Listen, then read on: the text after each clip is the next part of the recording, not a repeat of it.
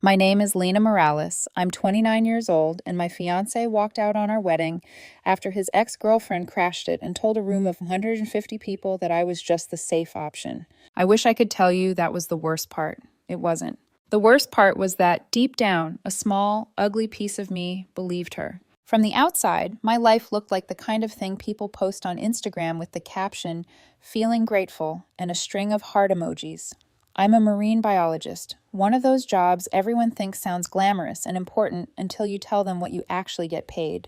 Most of my 20s were spent diving coral reefs, collecting data, and arguing with grant committees about why the ocean not dying was, worth funding. While my college friends were posting brunch photos, I was bleaching in the sun on survey boats and coming home to instant noodles. What nobody tells you is that doing what you love doesn't magically cover your rent. So I built a side hustle. Not the cheap PetSmart rectangles. I'm talking 500-gallon living reef ecosystems for CEOs and tech bros who wanted moving art in their lobbies. I designed the whole thing. Filtration, rock work, lighting mimicking sunrise over Fiji. I charged anywhere from 15 to 50 grand per build, depending on how ridiculous they wanted to be. That money kept me out of student loan hell and funded my real work on reefs. It also funded my wedding. I met Marco Alvarez 3 years ago at a conference in San Diego. I was presenting on coral restoration. He was doing data analysis for some environmental firm and had one of those easy smiles that made you feel like you'd known him for years. We bumped into each other at the hotel coffee bar, literally. He spilled espresso down his shirt. I apologized like I'd personally ruined his life, and he laughed it off. 10 minutes later, we were sitting on the lobby couch, arguing about marine protected areas like we'd been having that argument for a decade. We were both ocean nerds. Same podcasts, same righteous rage about climate policy, same vague dream of a house near water and a couple of kids who'd grow up knowing the names of fish instead of cartoon characters. We fell fast. Too fast, maybe, but you never think that in the moment. For 8 months, we did long distance. Me finishing a research contract in Florida, him in Seattle. Video calls every night. Flights once a month. Little rituals like matching playlists and sending each other photos of whatever coastline we were near that day. The kind of relationship people call mature, because neither of you is 21 anymore. When I landed a position at the Pacific Marine Research Institute in Seattle, it felt like the universe was finally doing me a solid. 2 weeks later, Marco found a job there too. He moved into my apartment. We adopted a dog, Kobe, a mutt with big ears and bigger opinions, and started building what looked suspiciously like a real adult life. 2 years in, Marco proposed on a cliff in Olympic National Park, wind whipping my hair into my lip gloss, while he knelt in the mud with a ring. "Marry me," he said. "Let's build a life where we never have to do long distance again." I said yes before he'd finished the sentence. We set the wedding for October, 8 months to plan. That's when things started to shift. Marco went full planning mode. Pinterest boards, venue tours, dress appointments. Yes, he came to half of them and cried harder than me at the one I picked. Our original budget was 20 grand, which felt obscene already, but manageable with my aquarium money. Within 2 months, it was 45. "I just want it to be perfect," Marco kept saying. "We only do this once." What he meant was, I only do this once, and you pay for most of it. By the time deposits were down, I'd put in about $35,000 from reef builds and savings. Marco had put in maybe 10. Every time I tried to talk about scaling back, his jaw would tighten. "Why are you being cheap about our wedding, Lena? Don't you want it to be beautiful?" Beautiful. As if the quality of our marriage hinged on whether we had imported flowers instead of seasonal ones. The fight started small. I'd complain about him adding another $2,000 must-have to the vendor list without asking. He'd snap that I cared more about work than about the most important day of our lives. He didn't understand that the giant reef builds I was working overtime on were literally paying for his dream centerpieces. Then the secretiveness started. Marco began taking his phone into the bathroom. Late-night decor research calls that lasted an hour. Screens minimized when I walked into the room. Tabs closed so fast you'd think he was hiding state secrets instead of table runners. When I asked, he rolled his eyes. "Can't I plan any surprises for you without being interrogated?" he'd say.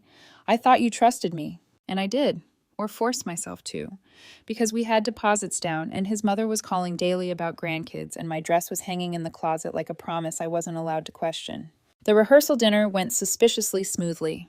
Both families, too many toasts, Marco beaming like the perfect groom. His parents flew in from Buenos Aires, kissing me on both cheeks, talking in rapid Spanish about tradition and faith and how many children we should have. His mother squeezed my hand and said, "You're family now, Lena." It should have made me feel safe. Instead, a chill went through me for no reason I could explain. We slept separately that night, me at our apartment, him at his parents' hotel, because tradition. He kissed my forehead at the door and whispered, "Tomorrow's going to be perfect. I love you." I believed him. October 15th dawned with clear skies and just enough chill to make everyone's cheeks pink for the photos. At the venue, Leo and my brothers helped me get ready, cracking dumb jokes to keep me from crying off my makeup. I kept glancing at my phone, half expecting some last-minute disaster that never came. Guests started arriving around 3:30. I peeked from the bridal suite as chairs filled. Co-workers from the institute, friends from college, cousins I hadn't seen in years. All of them dressed up to watch me promise forever. By 4, everyone was seated. The music started. I walked out to the aisle on my own. No dad escort, no production, just me in an $8,000 dress that suddenly felt heavier than it had in the boutique. Marco was waiting at the altar, looking like the cover of a magazine. Perfect suit, perfect smile, eyes that crinkled just enough to look sincere. His parents watched from the front row, already emotional. I met his eyes, and something uneasy fluttered in my stomach. For half a second, his gaze skimmed over the crowd behind me like he was searching for something or someone. I told myself I was imagining it. The officiant started talking. Love, partnership, commitment. Words I'd heard 100 times in other people's ceremonies, now echoing strangely in my chest. I tried to focus on Marco's face, the way his fingers trembled around mine. Then the officiant reached the line that's supposed to be a meaningless formality. If anyone has any reason why these two should not be joined in marriage, speak now or forever hold your peace. Silence, for exactly 1 heartbeat. Then a woman's voice, clear and confident from the back. "I've got a reason." Every head turned, including mine. There, in the last row, stood a tall woman in an expensive dress, hair perfectly styled, lips curved in a smug, familiar smile she clearly thought was irresistible. She was staring straight at Marco, not me. And Marco went absolutely white. I didn't recognize her. But Marco did. His hand tightened around mine, so hard my knuckles popped. When I looked at him, the color had drained from his face, his jaw clenched, eyes wide, like he'd seen a ghost instead of whoever she was.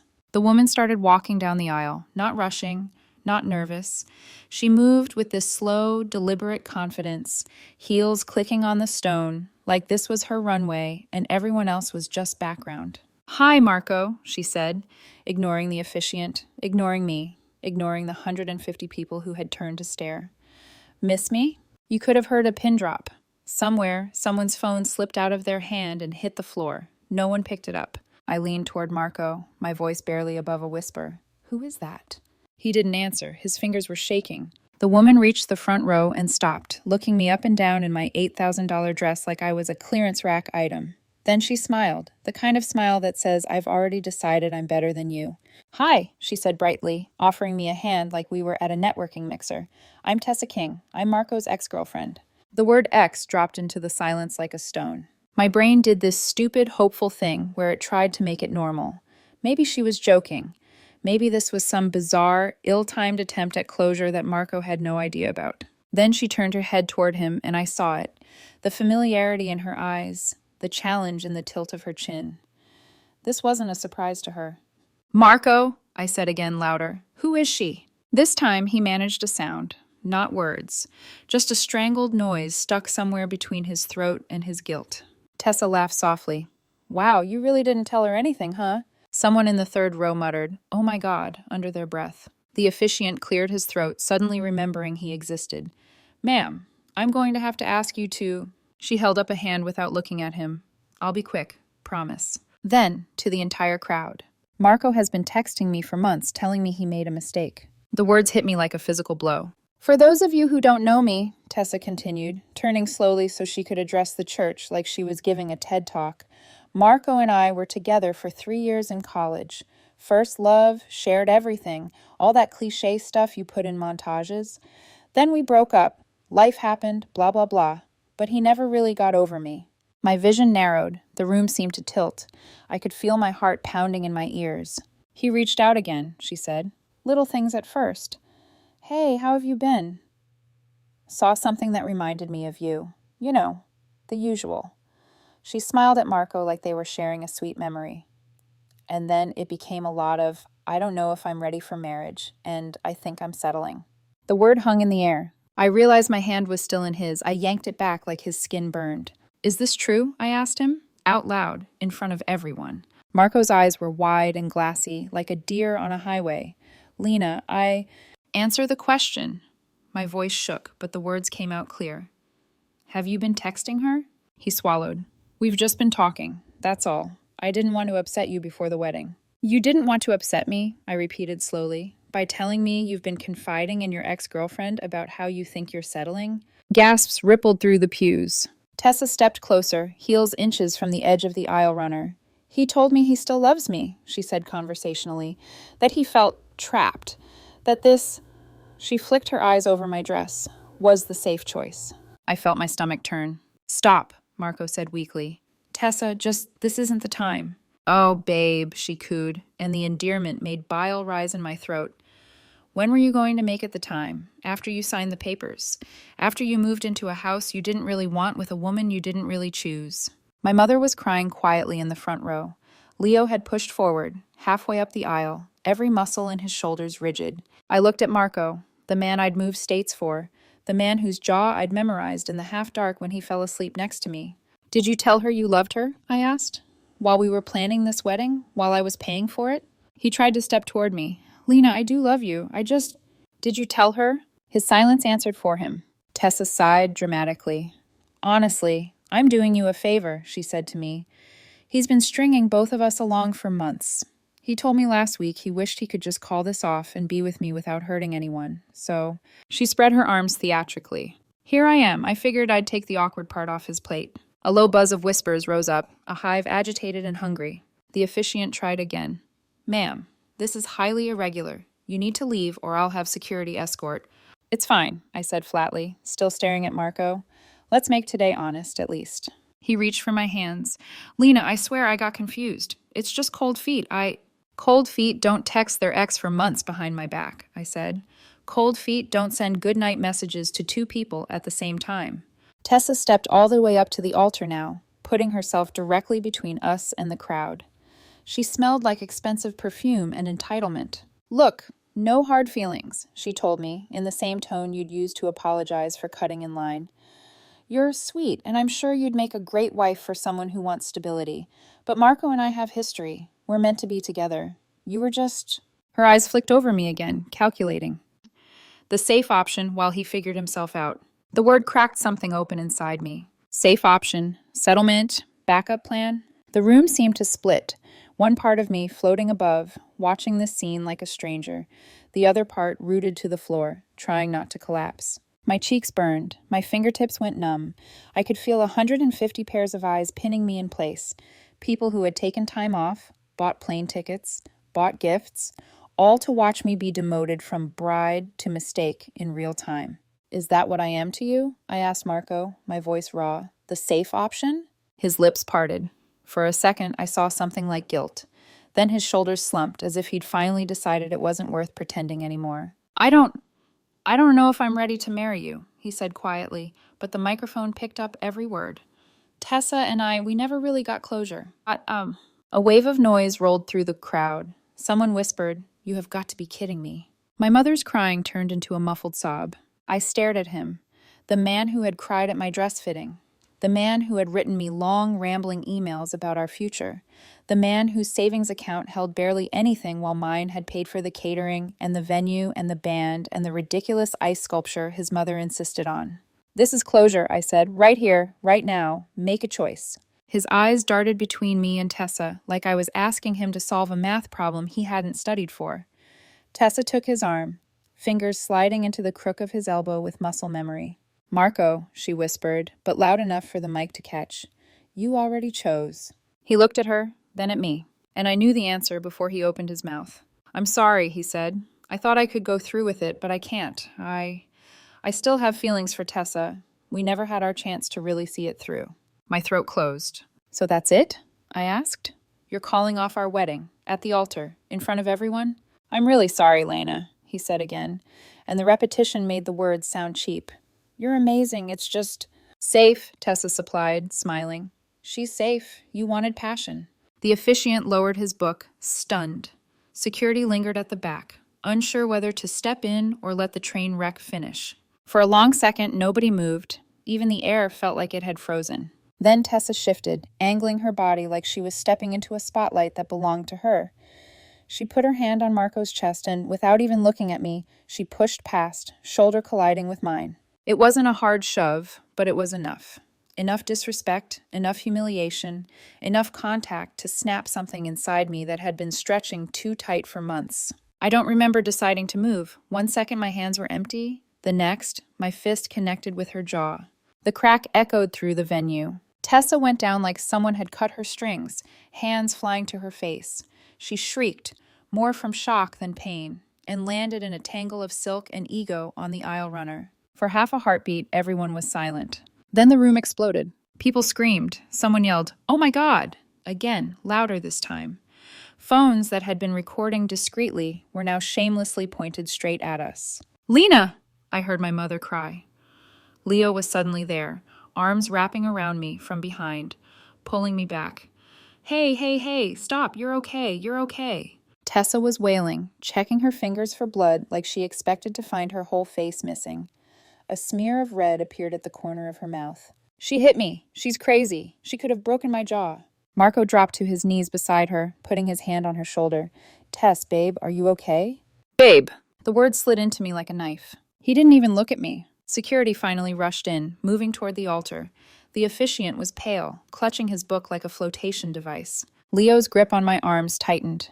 We're done here, he murmured into my ear. Come on. You don't owe these people your breakdown. I looked at Marco, really looked at him, at the man who had let his ex crash our wedding, let her humiliate me, and then kneeled beside her while I stood alone in the ruins of a life I'd paid for. Something in me went very, very still. I straightened my back. My dress felt lighter. To security, I said, voice steady. I'm leaving. The two people who turned this into a circus are right there.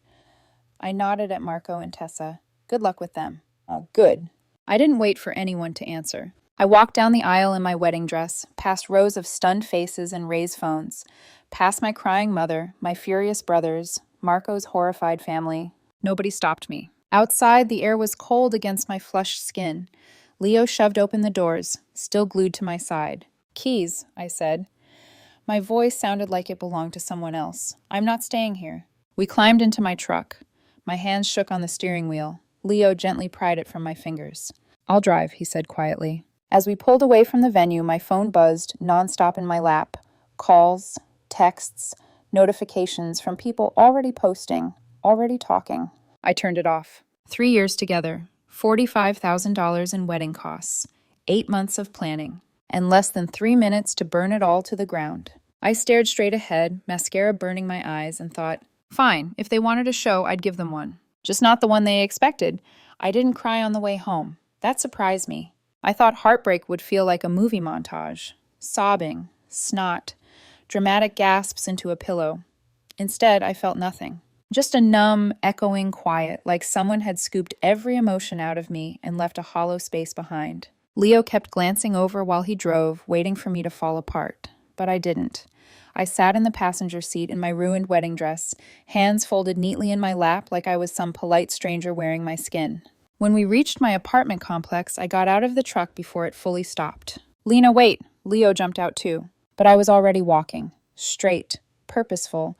Like I had somewhere important to be. And maybe I did. Maybe the place I needed to be was anywhere but that version of my life that Marco had just burned down in front of 150 people. I unlocked the apartment door. The scent hit me first. Lavender from Marco's diffuser, the one he insisted made the place feel bride-ready. My stomach twisted. I walked to the kitchen, pulled out my phone, and typed the number for a locksmith. Emergency service? The guy asked. Yes, I said. Tonight. Now. Leo blinked. You want to change the locks already? I looked at him. My voice came out steady. I'm removing him from my life, one door at a time. He nodded slowly, something like pride flickering in his eyes. I'll help. While we waited for the locksmith, I went to the bedroom. Marco's side of the closet hit me like a freight train. His jackets, his cologne lingering on a hoodie, the stupid designer sneakers he claimed were investments. I felt the numbness crack just slightly. Not heartbreak, humiliation, rage simmering under the bones. I found a stack of empty moving boxes in the hall closet, the ones we kept in case we decided to move somewhere with a yard for Kobe. Funny how life plays jokes when you're not laughing. I set a box on the bed, opened the closet, and started packing. Shirts, pants, belts, folded with robotic precision. Photos from trips, Vancouver, the San Juan Islands, the anniversary cruise he begged for, the watch I bought him for Christmas, the succulent he never watered, the mug he made at a pottery class for me that said future husband. He'd spelled husband wrong. Every piece of him went into a box, then another, and another. By the time the locksmith arrived, the bedroom was half empty. The locks clicked out of place. New ones clicked in. It sounded like freedom. Leo stood in the doorway, arms crossed. He's going to lose his mind. He can lose whatever he wants, I said. He already lost me. We worked until midnight. Box after box lined the living room, each sharp black marker label like a chapter title in a book I never wanted to write. Marco, clothes. Marco, electronics. Marco, bathroom. Marco, miss crap. Marco, emotional damage. Leo wrote that one. At some point, my brothers showed up, silent, grim, ready to help. They didn't ask questions, just packed. It took 2 hours to erase 3 years. At 12:03 a.m., the apartment looked unfamiliar. Clean, quiet, and unsettlingly empty. I stood in the middle of the living room, breathing the newness. My wedding dress was still on. I hadn't changed, hadn't eaten, hadn't even sat down. Leo asked gently, "Want help taking the dress off?" "No," I said. "I'm not done." I dragged the 23 boxes to the entryway myself, stacked them like bricks, a wall between me and the past. Kobe trotted out of the bedroom at that moment, tail thumping. He looked at the boxes, then looked at me, then nudged my leg with his nose. "Yeah," I whispered, kneeling to scratch behind his ears. "We're starting over." He rested his head against my shoulder, and for a second, just a second, the numbness thawed. Marco tried calling around 2 a.m. I hit block so fast my phone almost cracked. He tried Leo next. Leo stared at the screen, snorted, and sent the call straight to voicemail. "Idiot," he muttered. I finally peeled myself out of the dress around 3 a.m., showered off the makeup and the memory of the day, and collapsed on my bed. Kobe curled up at my feet like a warm anchor. Somewhere between exhaustion and disbelief, I fell asleep. Marco showed up 2 days later, middle of the afternoon, no warning. I heard the knock and opened the door a crack, just enough to see him, not enough to give him access. His hair was messy, eyes puffy, like he hadn't slept, or maybe like he'd been rehearsing self-pity in the mirror. "What happened to the locks?" he demanded. I stared at him. "They changed." "You changed them? Without telling me?" "Yes," he scoffed. "Lena, this is ridiculous. Let me in." I stepped back just enough to show him the 23 neatly stacked boxes. "Everything you own is right there," I said calmly. "You're welcome." His eyes darted over the labels. Clothes, electronics, bathroom, emotional damage. His mouth twisted. "Seriously? You're being petty. You couldn't wait for me to pack my own stuff?" "I waited for you to not cheat emotionally before our wedding," I said. "You didn't show up for that either." He flinched. Good. He started opening boxes, rummaging through items like I might have planted explosives inside. After a minute, he asked, "Where's my blender? That was mine. I used it every morning."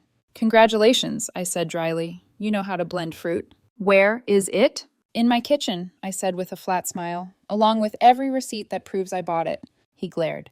"This is the version of you I was afraid of," he said. "Cold, vindictive." "And this," I replied calmly, "is the version of you I should have recognized sooner." Right then, Kobe walked out of the bedroom.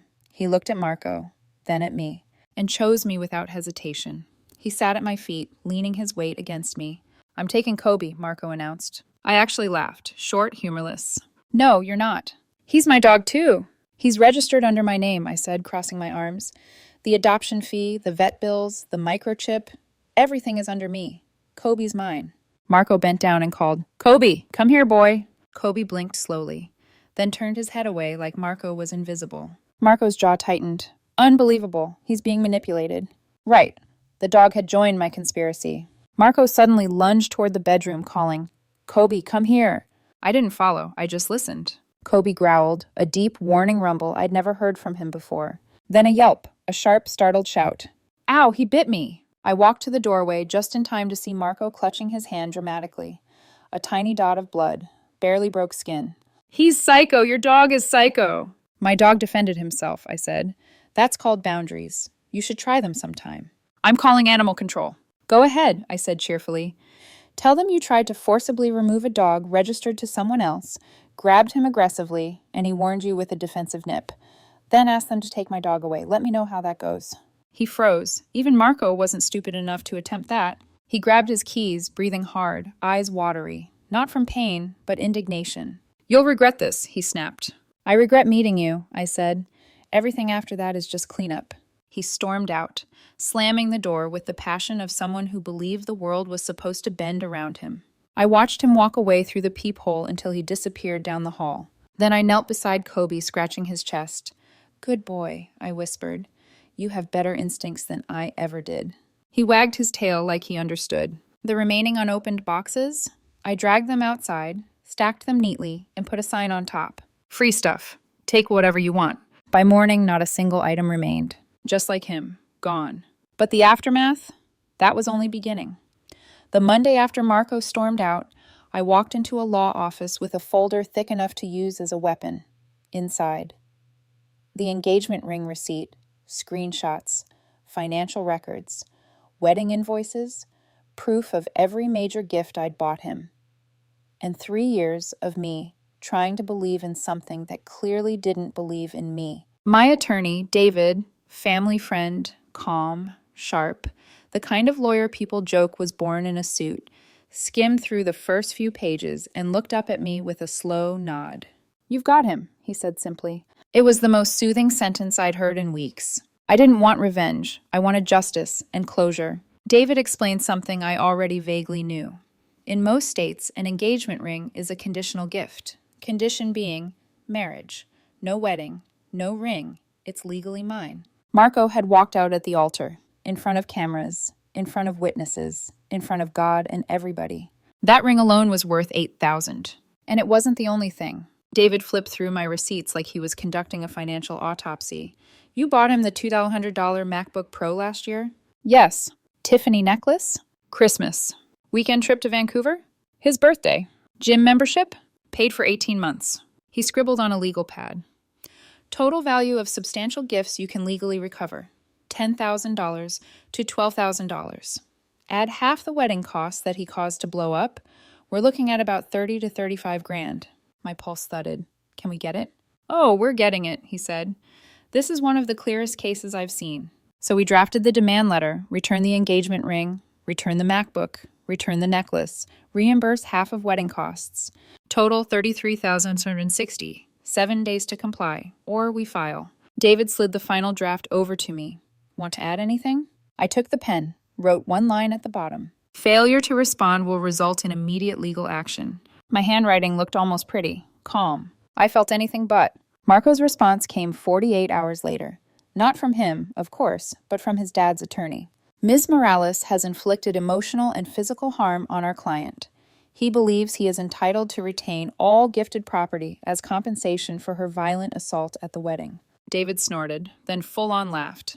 This is adorable, he said. Marco thinks he's the victim. I didn't laugh, but a tiny smile tugged at my mouth. It felt like a muscle I hadn't used in a while. Let's file, I said. Parallel to my lawsuit, Tessa tried to launch her own nuclear option. She filed an assault complaint, said I attacked her unprovoked, said I caused lasting trauma, said she feared for her safety. She forgot one tiny detail.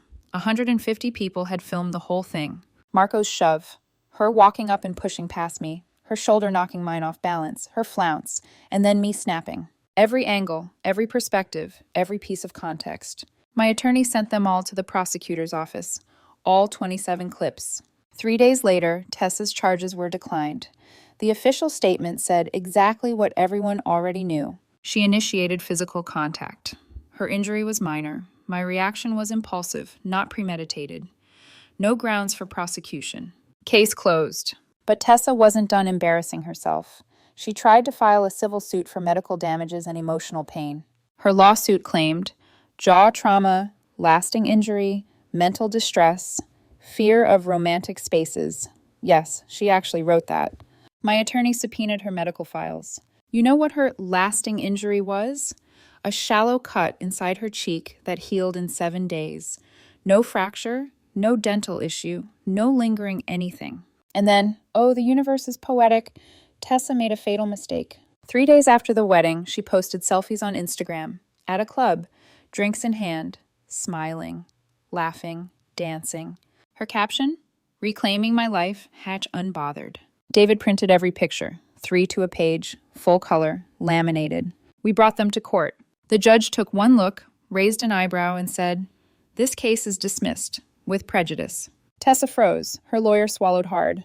"And Ms. King," the judge added, "you will pay the defendant's legal fees." $300. She never paid. David recorded the judgment with the county. It now sits on her credit report like a wine stain. Permanent. Irremovable until she pays. I didn't celebrate, not then. I was too tired. But I slept that night for the first time since the wedding. The wedding disaster spread fast. Videos were circulating. People who had been there shared clips in group chats. Someone had even live-streamed parts. The comments ranged from, "Holy crap," to, "I cannot believe this happened," to, "She handled it better than I would." I ignored all of it. I didn't care about strangers' opinions. Not anymore. But I did care about the next phase. Marco thought he had humiliated me at the altar. He had no idea how much humiliation still had his name on it. We filed the civil suit. And court, cold, slow, methodical, became the cleanest knife I'd ever held. Court didn't feel dramatic. It felt quiet, clinical, like watching someone dissect a frog under a fluorescent lamp.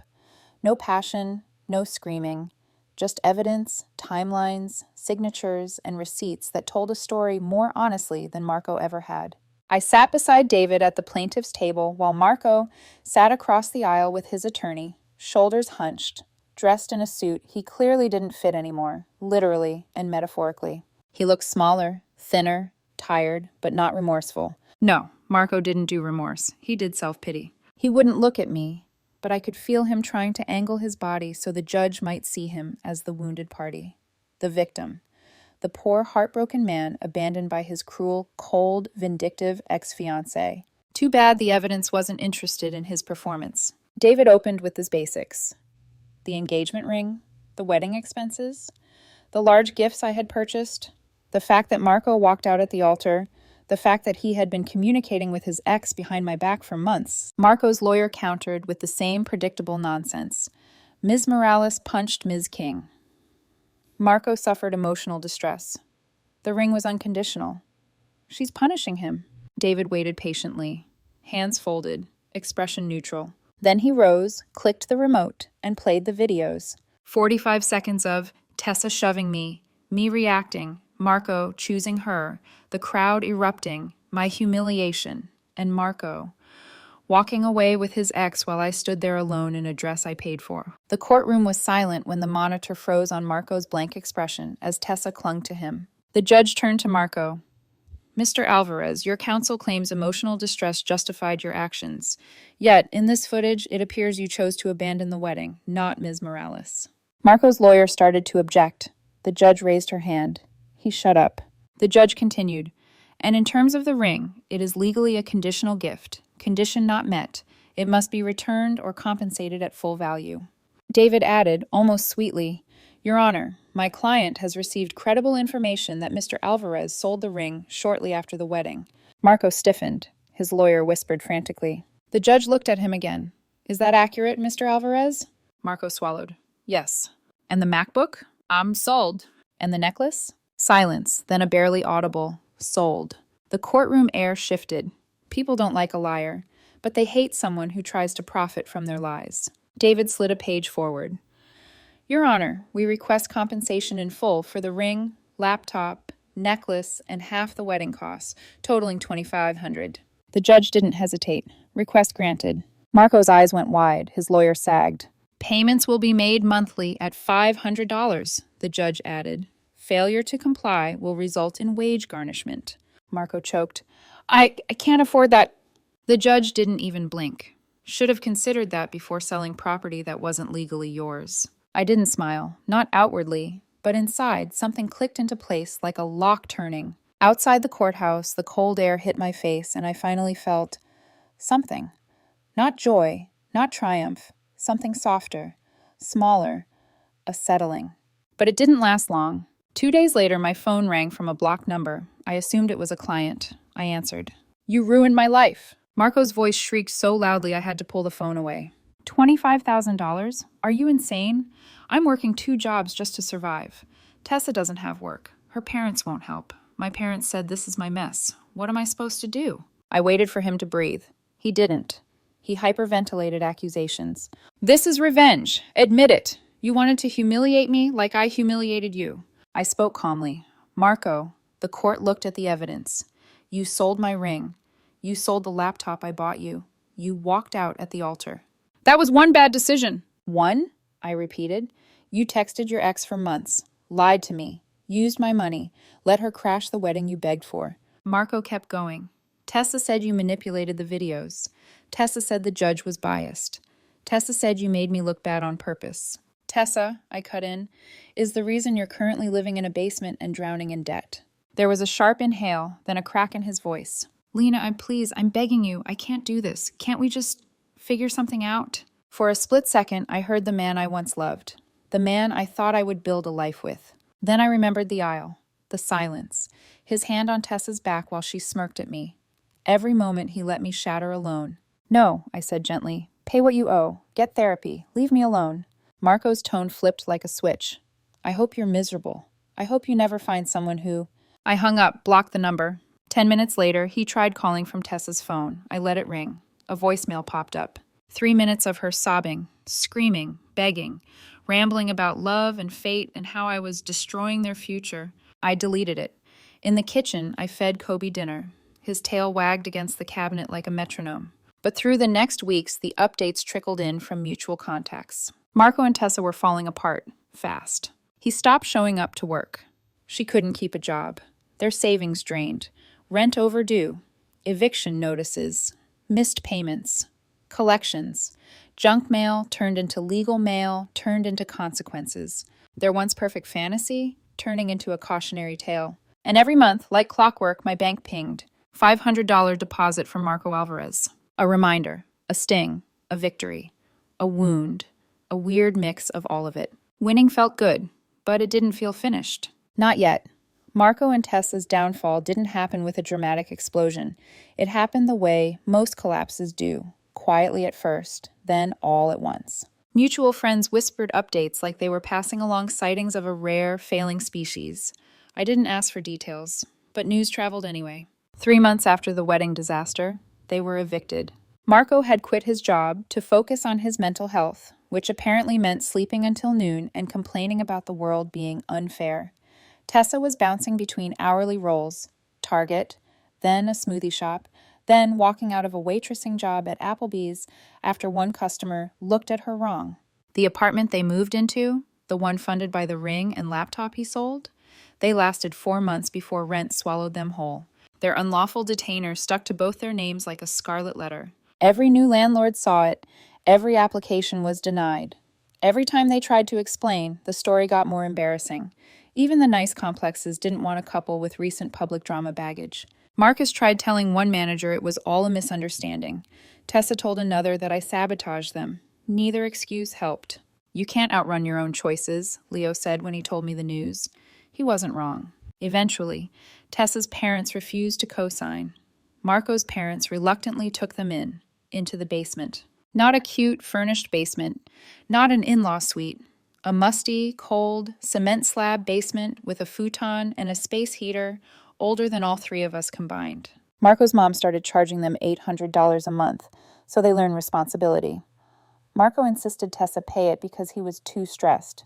Tessa was working 2 jobs. Marco had 0. My monthly $500 deposits were basically paying half his parents' rent while he sat around playing video games in a basement like a regretful raccoon. Poetic, really. Their relationship deteriorated like fruit in the sun.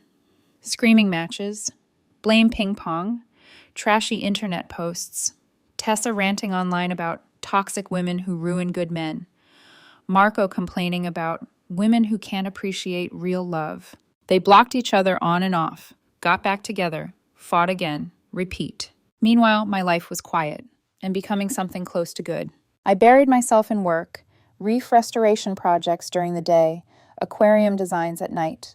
Long, exhausting hours that kept my hands busy and my mind from drifting back to the altar. Kobe kept me grounded.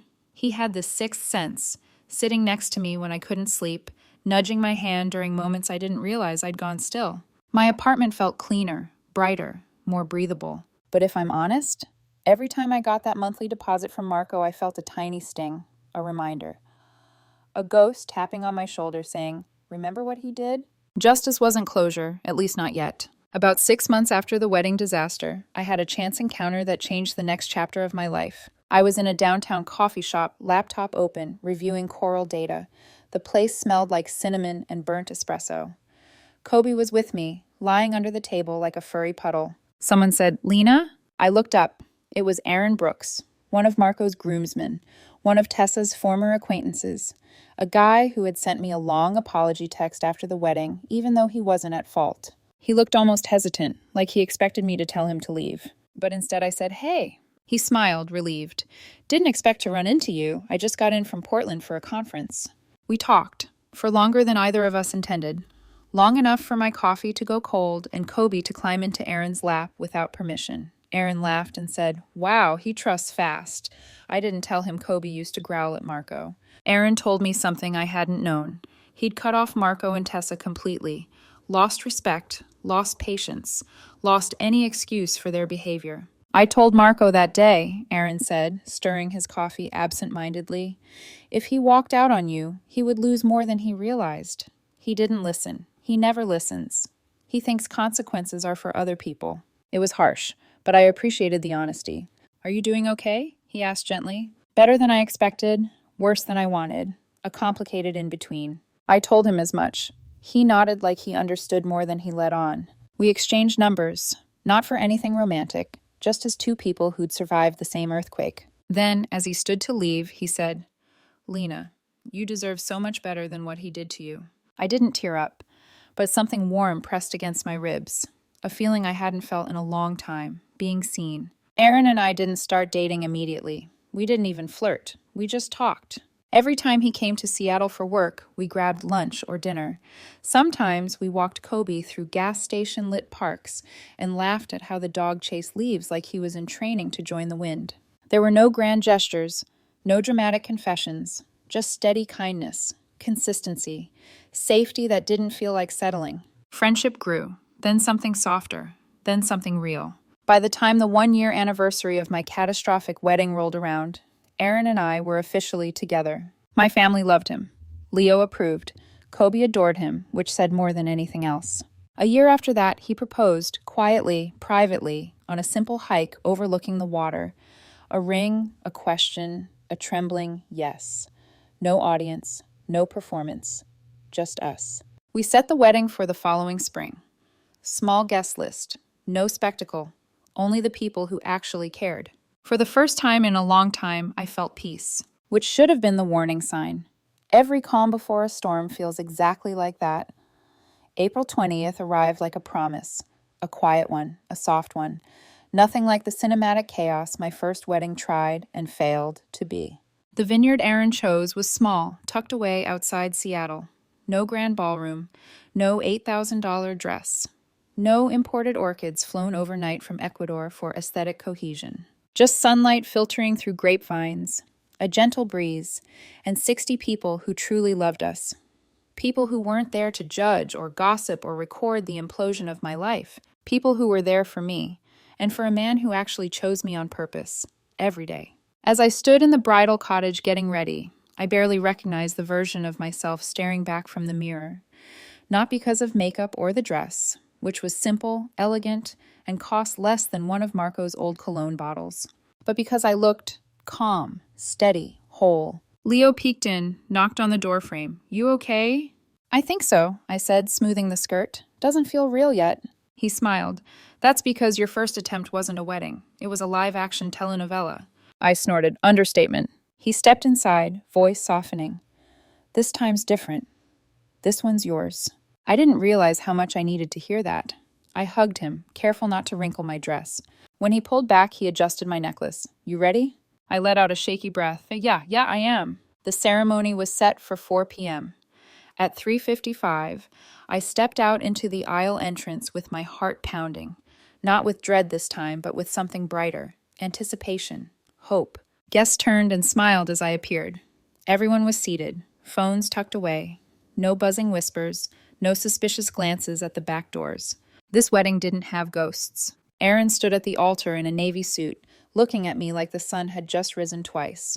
Leo stood beside him, smirking proudly like he was watching his favorite team win. I walked forward, each step grounding me deeper into a future I actually wanted. When I reached Aaron, he took my hands, warm, steady, real. The officiant began speaking, words about partnership, trust, patience. I actually listened this time, drinking in every sentence like it mattered. Because it did. We exchanged vows. His were heartfelt, simple, and honest. Mine made him tear up halfway through. It felt like redemption, like reclaiming something stolen, like the universe whispering, see? It wasn't all for nothing. And then, the infamous line returned. If anyone has any reason why these two should not be wed, speak now or forever hold your peace. Last time, that sentence had detonated my life. This time, the vineyard was silent, peaceful, safe. For 2 seconds, 3, 4, I allowed myself to breathe, allowed myself to believe that nothing could ruin this moment. And then, stop the wedding! Every head snapped toward the vineyard gate. My stomach dropped so hard I felt the ground tilt. There, standing at the entrance, was Marco, in a suit, in a full suit, tie crooked, hair wild, eyes bloodshot and wide. He looked like he had sprinted straight through hell to get here. Someone gasped. Someone else whispered, "No way." Marco stumbled forward, tripping over a decorative lantern. He didn't even pause to recover his dignity. He marched down the aisle toward us, breathing hard, face twisted with desperate purpose. Aaron's hand moved to shield me on instinct. Leo muttered under his breath, "You've got to be kidding me." I stepped back involuntarily. My pulse roared in my ears. Not fear, not heartbreak, just disbelief. Marco reached the front, panting. "Lena, please, don't do this. Don't marry him." My entire chest clenched. I stared at him, barely recognizing the man who once shared my home. He looked unhinged, lost, frayed at every edge. "Marco," I said slowly, "you need to leave." He shook his head violently. No, I'm not leaving without you. I'm supposed to be the one standing there. I'm the one you're meant to marry. Guests murmured. My mother clutched my stepdad's arm. The officiant looked like he wanted to retire on the spot. Aaron stayed calm, too calm. He lifted his chin. "Marco, you're trespassing. This isn't your place." Marco ignored him, his frantic eyes locked onto mine. "You still love me," he insisted. "I know you do. You have to. We had years together. You can't just erase that." I felt the old hurt stirring, the humiliation, the betrayal, the way he'd chosen Tessa while I stood there with my heart split open. But that hurt wasn't love, not anymore. "Marco," I said, voice steady despite everything inside me shaking. "Whatever we had is done." His face snapped, twisted, cracked in half by denial. "No, you're confused. Whatever." He gestured wildly at Aaron. "He manipulated you. You're making a mistake." Aaron stepped forward, careful but firm. "Hey, stop. You need to leave before security removes you." Marco's rage sharpened. "You stole her from me." Aaron didn't flinch. "I didn't steal anything. You let her go." Marco let out a raw sound, somewhere between a sob and a growl. He lunged, not at me, but toward Aaron, as if intending to grab him, shove him, something. Leo and 2 guests moved at the same time, but Marco slipped first, his shoe hitting a patch of soft grass near the cake table. It all happened in slow motion. Marco stumbled, reached for balance, snagged the edge of the dessert tablecloth, and the entire 3-tier cake tilted. "No," someone whispered. Too late. The cake toppled, straight onto Marco. The entire top tier hit his shoulder. The second smacked his cheek. The bottom smashed into his chest. Buttercream everywhere, all over his suit, in his hair, across his face. He staggered, blinded, slipping on frosting. He flailed, stepped backward, tripped, and crashed directly into the sparkling cider tower. 60 glasses went down like dominoes, shattering, spraying cider across half the guests. Marco landed on his back, groaning, covered in cake, glass, and humiliation. The crowd went dead silent. Then a small child whispered loudly, "Again." And the vineyard erupted with laughter, uncontrolled, unfiltered, chaotic. Aaron exhaled slowly, then looked at me and raised an eyebrow. "You okay?" I nodded, a shaky, almost disbelieving laugh escaping my chest. Then security ran in, lifted Marco, still dripping cider, off the ground, and escorted him toward the entrance as he mumbled, "Lena, wait, Lena, don't marry him, Lena!" The sound faded as they dragged him out. Aaron gently squeezed my trembling hands. "Should we?" he asked, motioning toward the officiant. I let out a breath I felt like I'd been holding for 2 years. "Yes," I whispered. "Please, before any more exes decide to audition for Broadway." Laughter rippled through the guests again. The officiant cleared his throat, still pale. "Right, as I was saying." And just like that, the ceremony continued. Our vows were spoken, our rings exchanged, and when Aaron kissed me, the vineyard erupted into applause louder and happier than anything I'd ever heard. My second wedding ended with joy, not humiliation, not destruction, not betrayal, just love, chosen, steady, mine. The reception moved indoors, while the vineyard staff cleaned up the remnants of Marco's cake cider demolition.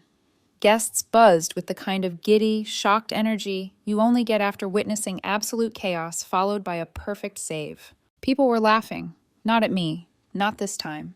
They were laughing at him, at the absurdity of it all, at the cinematic karma that had unfolded like the universe had impeccable comedic timing. Leo raised a glass at our table. "To Lena and Aaron," he said, grinning. "May your marriage be filled with love, peace, and significantly fewer deranged ex-fiancés wearing discount clearance rack suits." The room roared. Aaron put an arm around my waist and kissed my forehead as I laughed into his shoulder. A real laugh, not a brittle one, not a forced one, the kind that felt like release, the kind that tasted like freedom. As night fell, string lights lit up across the vineyard like fireflies. The DJ played soft indie love songs, the kind Aaron always cued for our drives along the coast.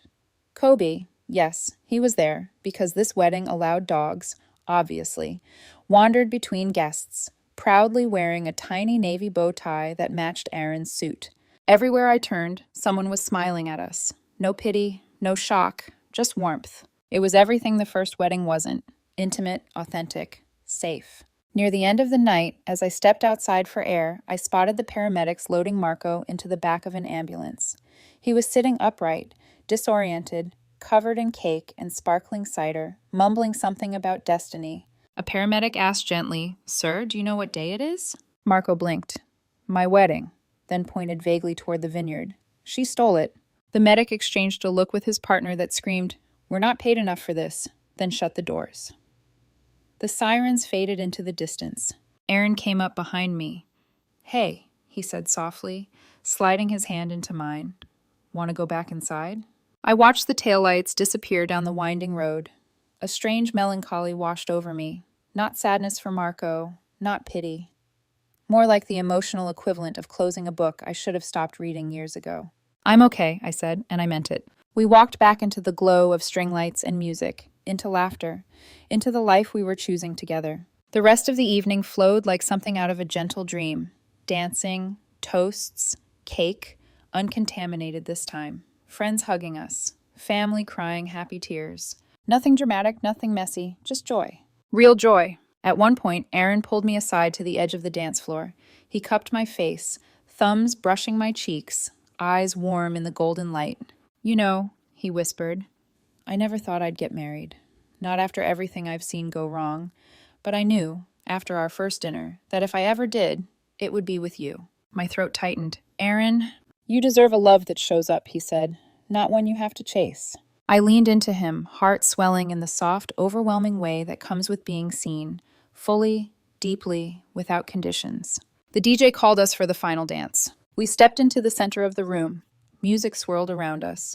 I rested my head against his chest, letting myself feel the steady heartbeat beneath the fabric of his suit. And for the first time in 2 years, I felt something close to peace. Not the fragile kind I'd clung to with Marco. Not the performative calm I faked during the wedding planning disaster. a real grounded peace that settled into my bones. I chose someone who chose me back, without hesitation, without games, without lies. And the universe, dramatic, messy, wildly ironic, had cleared the stage for me to see it. At the end of the night, as guests trickled out, Leo came over and hugged me so tightly I laughed. "You did it," he whispered. "You built a life after the fire." "Not alone," I said. He pulled back, grinning. "You know, if Marco ever manages to pay off that judgment, we should throw a party." "A very small one," I joked. "We'll only invite people who haven't tried to steal my wedding." We both laughed. Kobe barked once, as if agreeing. Aaron slipped his hand into mine. "You ready to head home, Mrs. Brooks?" My heart fluttered. "Yeah," I said softly. "I'm ready." As we walked out of the vineyard, hand in hand, Kobe trotting ahead like he owned the place, I took one last look over my shoulder. The lights, the empty chairs, the quiet, and the echo of Marco's chaos far behind me, exactly where it belonged. I didn't fear my future anymore. I didn't question my worth.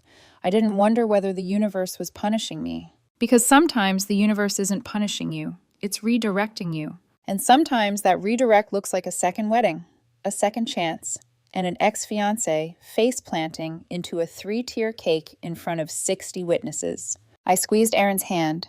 He squeezed back. And together we walked into our new life, quietly, steadily, leaving the last shadow of the past behind us.